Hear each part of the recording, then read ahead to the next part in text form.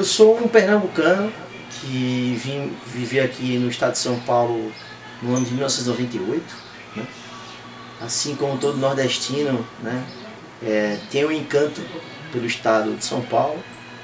Fui viver no litoral, então vivi na Baixada Santista boa parte de minha vida, né? E tenho hoje 37 anos, né? Sou casado, tenho um filho. Minha família ainda vive uma parte dela no estado de Pernambuco e uma outra parte aqui no litoral paulista, em São Paulo. Tenho uma coisa que eu gosto muito de São Paulo, que foi as oportunidades que me deu, né, para poder exercer tudo que eu fiz na minha vida. Eu devo ao estado de São Paulo. Então, eu morei na Baixada Santista há quase 16 anos, né, e hoje estou aqui em Porto Ferreira, né, desde 2014, fazem 5 anos e 8 meses.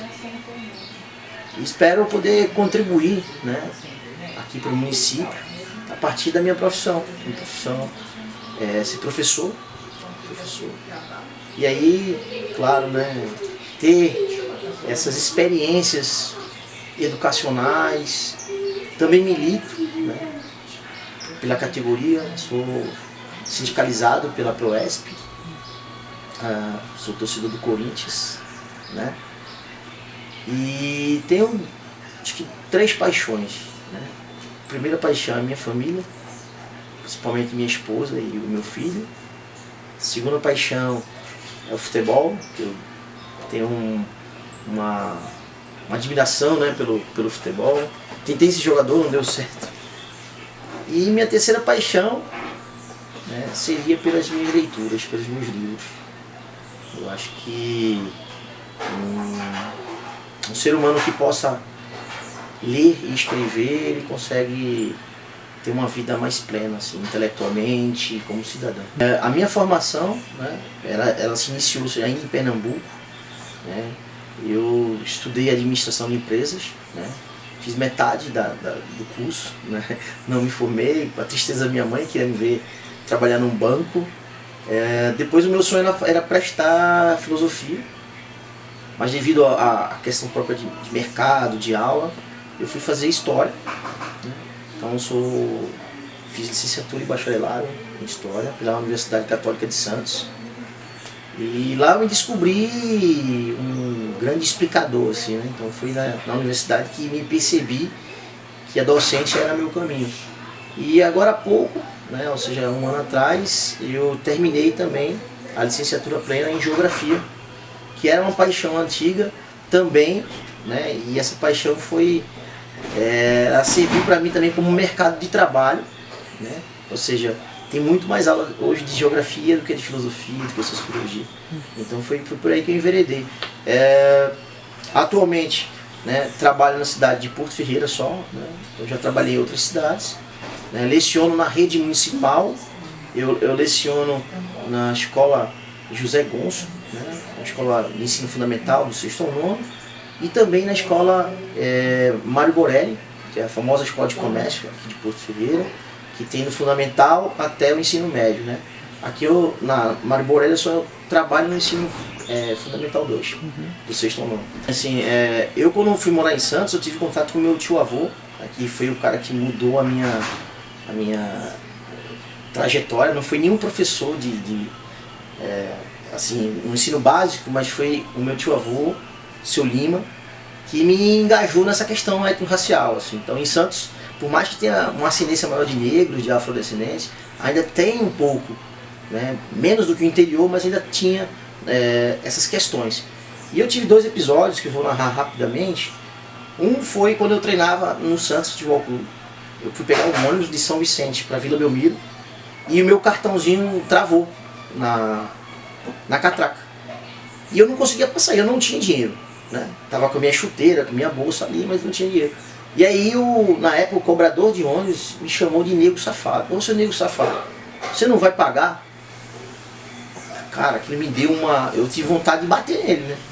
Assim, me deu um estresse tão grande que eu desci do ônibus chorando, pedi um táxi e fui para casa do meu tio. Aquilo foi muito sintomático na minha vida. eu tinha 15 anos. Vivia um momento legal assim do futebol, estava jogando bem, na categoria de base do Santos, Futebol Clube, mas foi uma coisa que me deixou um vazio, né? E me marcou. Um outro ponto rápido, só para falar, foi quando eu tive uma paquera, né? Um namoro de uma moça em Santos. Morava numa área nobre, né?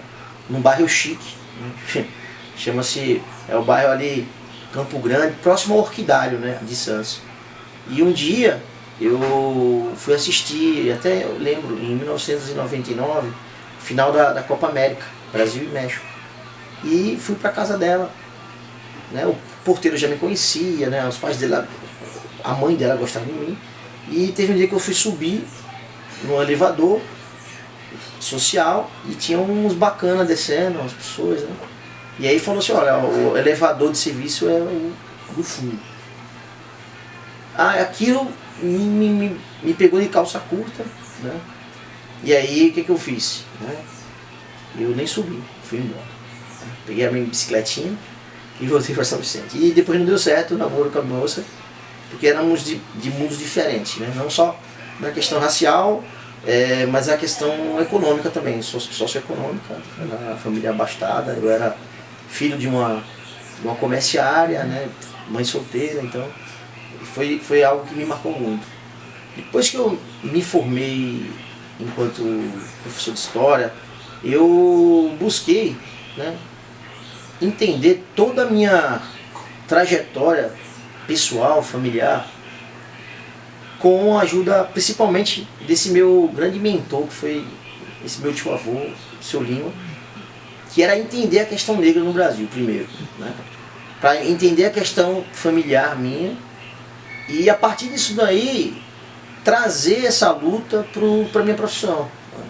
Então hoje, por exemplo, né, eu milito já há alguns anos no movimento negro aqui no interior paulista, principalmente atuando aqui na cidade de Porto Ferreira, Santa Rita, Pirassununga também, já fui para alguns eventos, para conscientização, mas é uma conscientização educacional do tema, né? Fazer valer a Lei 10.639 de 2003, que ela é pouco aplicada, né, pelos municípios, pelo próprio estado de São Paulo. Então essa se tornou uma missão minha, né? Então assim, meu tio-avô deixou um livro, né, Raízes Negras do Povo do Brasil, que para mim é a minha grande bíblia de conhecimento, né, de um homem que deixou um legado do que fazer. Então eu tento, na minha praxis, né, na minha prática enquanto professor, respeitar isso e conscientizar. Então já faz 5 anos que eu estou aqui ajudando o município a fazer a Semana Zumbi dos Palmares, né? E nesses 5 anos encontrei pessoas que não são negras, mas que abraçaram uma causa de uma forma brilhante, né? Professores, né, principalmente os professores do José Gonço, que em 2017 nos ajudou a criar uma semana, né? O professor Fernando Lacha, não poderia deixar de falar desse meu amigo, professor Ernesto, professor Fabrício, professora Juliana, a diretora Valéria também nos ajudou naquele ano, Lamelas lembra disso aí. E claro, não poderia deixar de falar de 2 pessoas importantes, 3 pessoas importantes, né, nesse trajeto, que foi o ex-secretário Renan Arnone, pela abertura, o atual secretário, que se tornou um irmão nessa causa, que é Regis Birreta, e também não poderia deixar de falar, né, do Vinícius, que é o chefe de patrimônio do museu, e também da Jaqueline, né, que são os meus irmãos, juntamente com esse que faz a entrevista, né, Felipe Lamela, nessa causa. Espero que a gente venha a trabalhar cada vez mais junto com o poder público, né? Hoje eu estou no conselho, né, da comunidade negra, tentando, né, fazer algumas ações em conjunto com o poder executivo aí, para a gente poder minimizar o racismo, né? Porque o racismo ele é muito estrutural no Brasil. Acabar com essa ideia de mito da democracia racial, não existe isso. Existe uma massa de afrodescendentes no Brasil sem muita oportunidade, né, meio que o Estado largou eles, e leis que auxiliam a essa população também a ascender socialmente. Mas esse auxílio tem que ficar mais claro, né? As leis, temos as leis de cota racial, temos o Estatuto da Igualdade Racial, temos a própria Lei 10.639, né? Que é um grande avanço num país como o Brasil. E claro, né, respeitar as diferenças, eu acho. Então a gente se coloca na questão étnico-racial, mas a gente tem que respeitar a pluralidade do povo brasileiro, né? Então assim, eu quero ter a mesma igualdade de um branco, de um indígena, de um amarelo, mas para isso, para essa igualdade ser construída, ela tem, sem sombra de dúvida, passar pela educação. Porque não é só a legislação que vai fazer o negro sair do estágio que está. É políticas públicas, uma sociedade educada, uma sociedade que consiga entender de fato qual é o papel do cidadão brasileiro, seja ele de qualquer matriz cultural. Eu acho que é quando a gente constrói isso que a gente está engateando, melhor falando, né?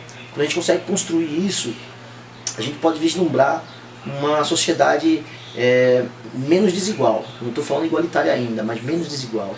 Então isso vai requerer, né, do homem brasileiro, do homem negro, um preparo, né, e uma disposição para lutar pelo seu lugar de fala, pelo seu espaço.